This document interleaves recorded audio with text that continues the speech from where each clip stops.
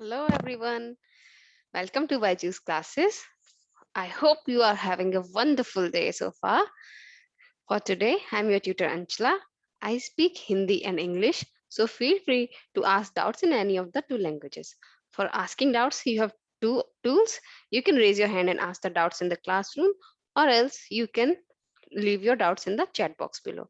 Okay, apart from these tools, you have tools for keeping your mics off and your video camera off and on. Okay, so also you are provided with this troubleshooting tool which you can use if you are finding any technical difficulty. We will help you.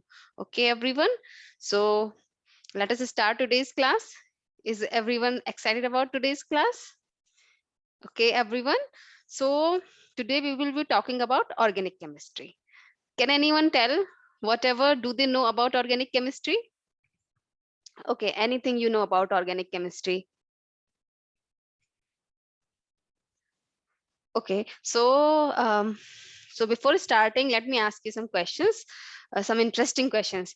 Okay, have you ever wondered what wood is made up of, or what paper is made up of, or the pencil is made up of, and the tip of the pencil is made up of? These are the common things you come across every day. So, have you ever wondered what all these things are made up of? Yes, these are made up of atoms and molecules. That is right. Okay. So, what are the common atoms and molecules which are present in all these components, like all of these examples I just discussed? Can you tell? Okay, everyone. So, the major component in most of the things I discussed is carbon and hydrogen. Okay, everyone. So, let me elaborate it. So, the wood, the pencil, the tip of the pencil, all of these things are made up of different hydrocarbons. Okay, so what are these hydrocarbons, and why do we study them? Okay everyone, so we come across a lot of things in our day-to-day life which have carbon as a component. It is one of the major components of a lot of things which are naturally present on earth, like wood, like uh, all these items around us which are made up of wood, and other things like plants and trees and everything. Even our human body has a lot of carbon as a component. So because carbon is a common component of a lot of things, therefore we study carbon compounds separately under organic chemistry. Okay, so we are going to study about the organic chemistry today. Okay, so organic chemistry by and large consists of the carbon and its compounds. So we will discuss about carbon and its compounds. Okay everyone, so how do these carbons get connected with each other? Can anyone tell? Okay, we learnt about sodium chloride, and they had electrostatic forces of interaction between them, between the positively charged ion and the negatively charged ion, which were sodium positive and chlorine negative in the cases of ionic compounds. Now we are going to study about the organic compounds. These compounds are made up of covalent bonds. Okay, like ionic compounds had these ionic bonds. Here we will study about the covalent bonds. Okay, so what are covalent bonds? Covalent bonds are the bonds which are formed by the sharing of electron between the two atoms. Okay, in other words, we can say that covalent bonds are formed by the shared pair of electrons. Okay, so are you getting it? So what are covalent bonds? Covalent bonds are formed by the shared pair of electrons between the two atoms. Okay, everyone. So the examples of covalent bonds are the bond between carbon-carbon atoms, the bond which is present in hydrogen molecule, the bond which is present in chlorine molecule, Cl2, F2, fluorine molecule, hydrogen molecule, H2, and so on, and carbon dioxide, oxygen, nitrogen, a lot of gases. Okay, so all these bonds are nothing but covalent bonds. Okay, so now we have discussed about the covalent bonds.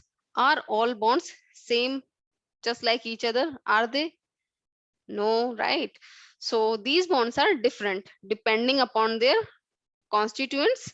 Okay, so um, okay, let us talk about the different types of bonds on the basis of number of bonds between the two atoms. So first of all, we will talk about single bonds. So what are these single bonds?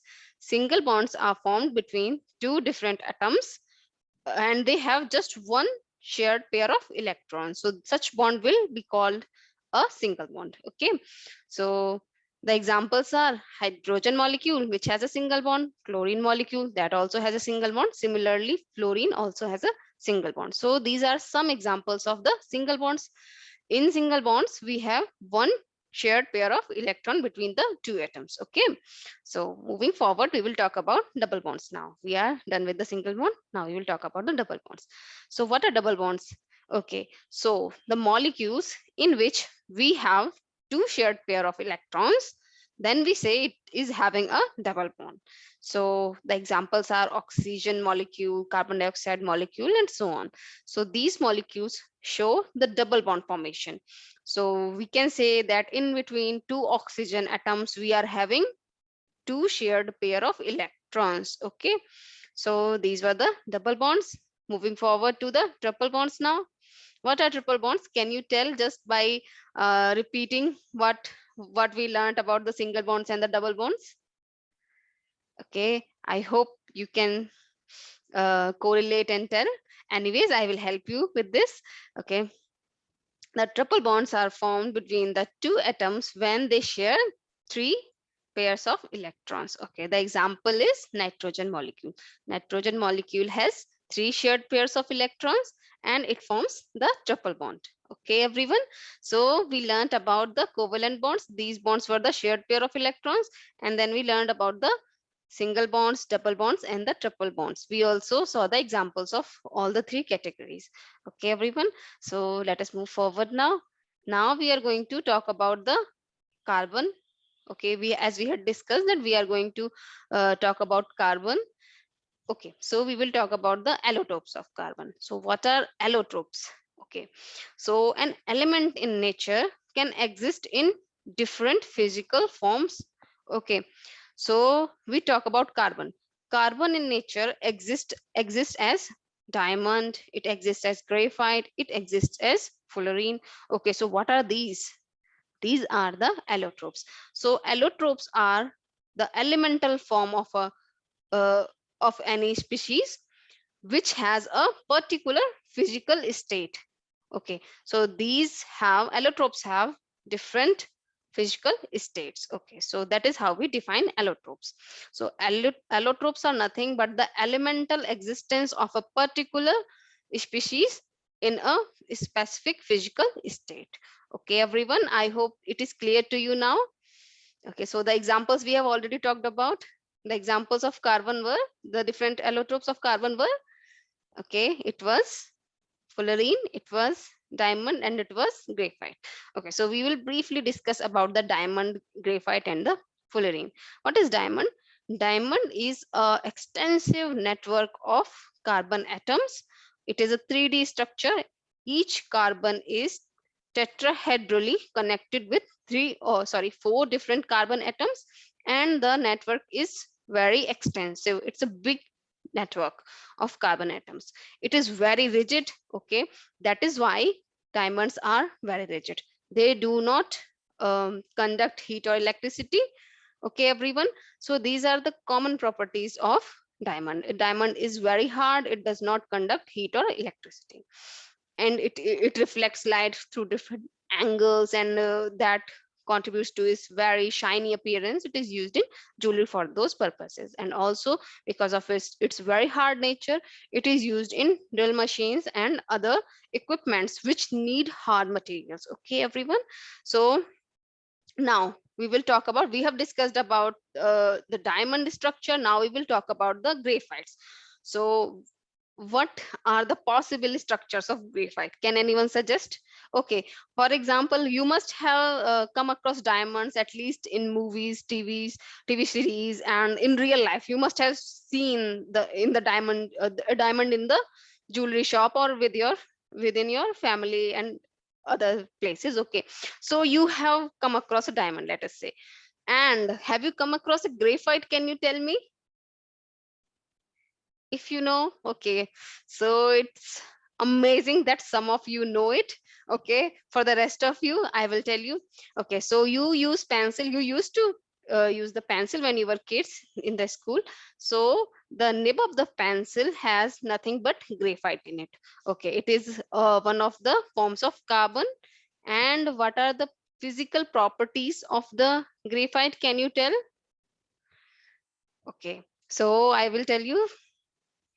Graphite has sheet-like structures over each other which are held together by van der Waals forces of attraction.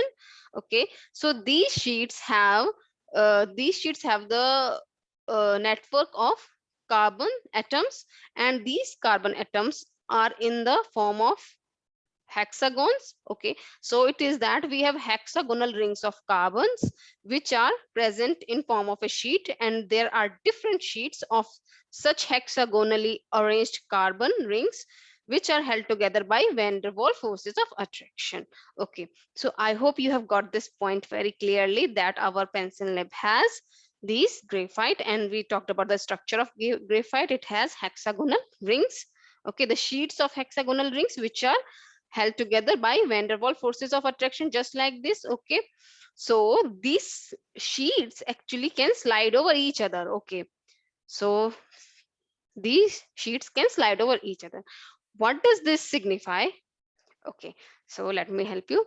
Because of this property, what happens that our graphite is conducting in nature, and because they can slide over each other, our graphite acts as a solid lubricant. Okay, it can be used in machines as solid lubricant.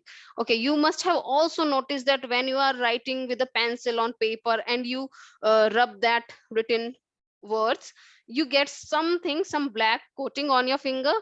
What is that? That is nothing but graphite, and it is slippery to touch. Okay, you can do it, you can try and test this thing with yourself.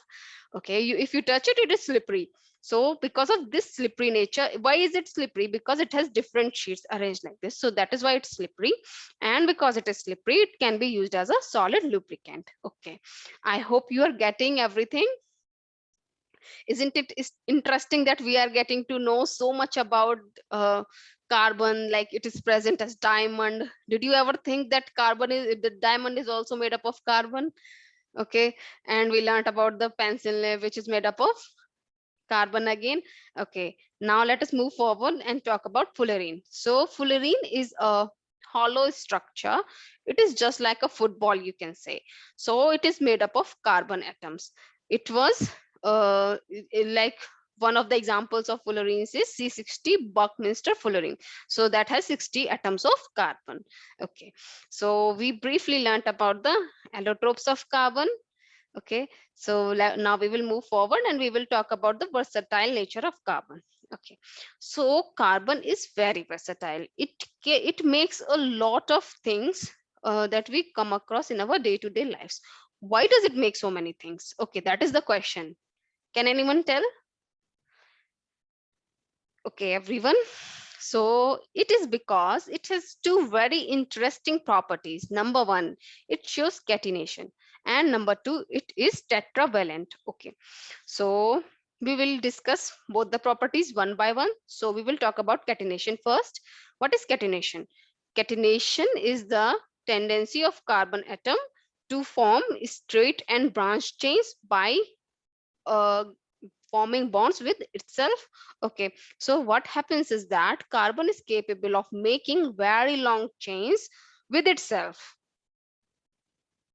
We do not see such chains of other elements like oxygen or nitrogen or fluorine, etc. Okay, so it is very specific to carbon atom. Only carbon atom is the element which is capable of forming very long chains with itself. And these chains can be straight chains or the branch chains. So it is a very important property of carbon atom. Okay, so why does this happen? Why is carbon only capable of making these very long chains? Why not other elements? Okay, it is because carbon has very small size and it can form strong bonds. Okay, it is very small in size, it can form really strong bonds. And apart from this, there is one more interesting property, which is that it can form say single bond, double bond, triple bond. It is capable of making single and multiple bonds at the same time. Okay, everyone. So this was a very interesting property of carbon. That is why we have so many carbon atoms in our, carbon compounds in our day-to-day life. For example, the glucose we consume, the starch we have, everything is made up of carbon atoms. Okay, moving forward, we are going to talk about the tetravalent nature of the carbon atom. What is this tetravalent nature? Okay, so carbon atom is capable of making 4 bonds at once. Okay, what does that mean? We talked about other elements, say when we were talking about the sodium chloride or calcium carbonate or other compounds like that, sodium carbonate, these were capable of making showing interaction with 1 or 2 moieties. Say sodium was interacting with 1 chlorine, but here in case of carbon atoms, a carbon atom is capable of making bonds with 4 different atoms. Okay, so that is tetravalent. It is tetravalent. At once it can form 4 bonds. Okay, so here's one quick question for you. Can you guess what should be the angle between the 2 different atoms which are connected to one central carbon atom? Okay, the 2 different atoms which are connected to the one central carbon atom. Can anyone tell? Okay, that will be an interesting exercise to do. Okay, you can use pen and paper. Okay, we will learn about that later on, but I can tell you it makes an angle of 109 degrees. How does that happen?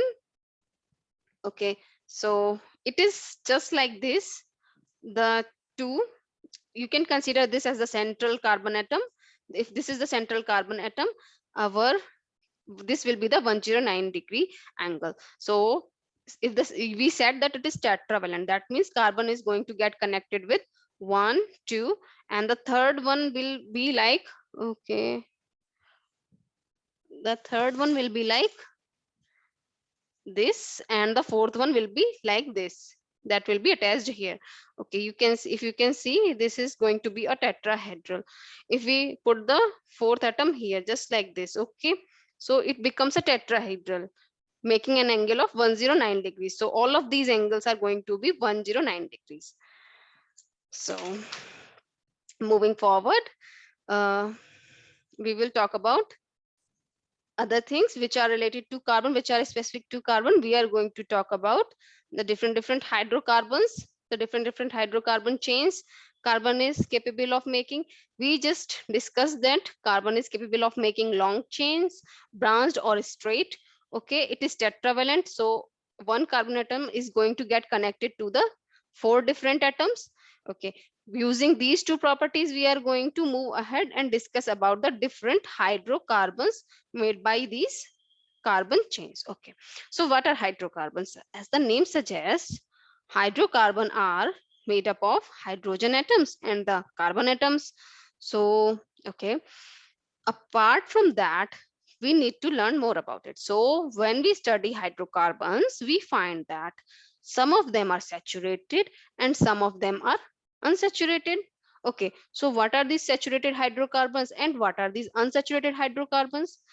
Okay, so these saturated hydrocarbons are represented by a formula which is CnH2n plus 2. Okay, that means the carbons that are present in this hydrocarbon are n in number. If they are in n in number, then the hydrogen will be in 2n plus 2 number. Okay, for example, if we say we have one carbon, then what will be the n will be 1, right? Because we had cn. If we take n equals to 1, then it will be c1. Okay, so we have taken 1, n equals to 1. How many h will be present? If we put n equals to 1 in the formula 2n plus 2, we get 4. Okay, then the corresponding hydrocarbon will be ch4. Okay, everyone, I hope this is clear. So we were talking about the saturated hydrocarbons. They have the common formula as CnH2n plus 2. Okay, so these are alkanes, alkane chains. Okay, so the carbon in the chain can be one or two or three or four, and their corresponding names will be methane, ethane, propane, butane, pentane, hexane, heptane, and so on. Okay, so we learned the basic about the saturated hydrocarbons. Okay, so this was the basic about, but we have not still talked about why do we call them saturated. Okay, so we learned about the tendency of carbon atoms to form multiple bonds. Okay, we discussed it, right, that they can form more than one bonds with each other. So in saturated compounds we only have single bonds, there are no multiple bonds present in saturated compounds. Okay, yes, so this is it about saturated compounds. Moving on to the unsaturated compounds. So the unsaturated compounds have one or more than one double bonds in it. Okay, so if they have one double bond, their common formula, they will be called alkene. Okay, they will be called alkene, and their common formula will be CnH2n. Okay, so and the names will be like ethene and propene and pentene, butene, etc. Okay, so these will be their names. Okay, and then there are the molecules of carbons which have carbon carbon triple bonds. Okay, so these carbon carbon triple bonds give us alkynes, we call them alkynes, and the common formula for them is CnH2n minus 2. Okay, so what are their names? Their names are like ethyne, propyne, butane, and so on. Okay everyone, so while discussing this we have not talked about the ethane, the nomenclature. We will be learning about that nomenclature moving forward. Okay, so this was it about the hydrocarbons. Now moving forward, we will learn about homologous series. What are homologous series? Okay, so homologous series are the series of carbon molecules uh, which are related to each other as the next one in the series has CH2 group, additional CH2 group than the previous series, and the mass of the subsequent uh, uh, the mass of the subsequent molecule in the series has 14 atomic masses unit additional to that of the previous one. Okay, so homologous series is an arrangement of the molecules of carbon chains in which the next molecule has additional CH2 group or additional 14 atomic mass unit mass to the previous one. Okay, so these are the homologous series. So we will briefly discuss about these series, what are their properties and what are they. So some properties are like that the series have they have same chemicals. Since these are the homologous series, they have same chemical properties. The only difference is in between the subsequent molecules is that of the CH2 group, and or we can say the 14 atomic mass unit mass. Okay, so they have same chemical properties. Their physical properties between successive members shows similar gradation in physical properties. So what happens is that if we are talking about the boiling point or melting point, what happens that if we move from one member of the series to the next member and the next member has higher weight, so what is going to happen? Maybe its melting point is going to increase. So similar trend will be observed from, we will move from the second molecule to the third molecule. So they have this subsequent uh, change in the successive properties with the successive members. Okay, so it goes like that. Okay, so we learned about the homologous series. Now we will talk about the functional groups. What are the functional groups? Okay, so functional groups are the groups which are attached to a hydrocarbon chain, and these functional groups determine the chemical properties of the hydrocarbon chain. Okay, so we will talk about the examples, then you will understand the concept. Okay, the examples are acidic group, carboxylic acid group, which is COOH. Okay, and there are alcoholic groups, ether groups, and so many. And these are the functional groups, functionalities like aldehydes, ketones, carboxylic acid, and just like this. Okay, so these determine the chemical properties of our hydrocarbon. Like if we have introduced acid, our compound will become acidic in nature, and so on. So I hope you enjoyed the session and you learned um, a lot of things in this session. Okay, so let us meet in the next session. Okay, till then, bye and happy learning.